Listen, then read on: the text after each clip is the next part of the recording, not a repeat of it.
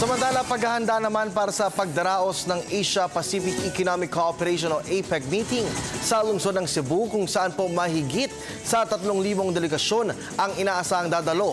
Narito po ang ulat ni Dina Pagibitan.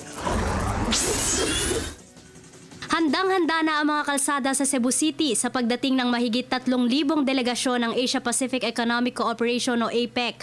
Ang Cebu City ang siyang host sa gaganaping serye ng 3rd APEC Senior Officials Meeting sa darating na August 24 hanggang September 6.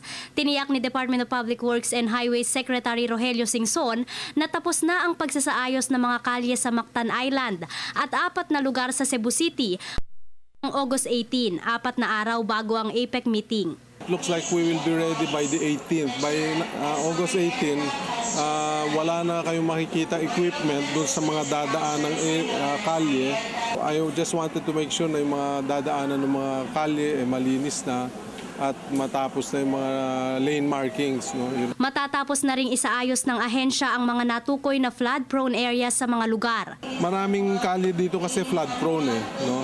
Sa Cebu City. So, nag-declogging, nag-improve na mga drainage dun sa mga flood-prone areas.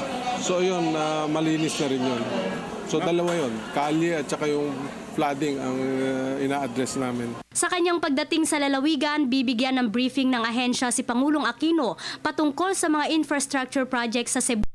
Punta ni Pangulo dito, bibigyan din namin siya ng briefing tungkol sa mga tourism infrastructure projects dito sa buong region. 4 pang ministerial meetings ang isasagawa sa Cebu. Structural reform sa September 7 to 8, finance sa September 10 to 11, transportation sa October 8 to 10 at ministerial meeting sa energy sa October 12 to 14.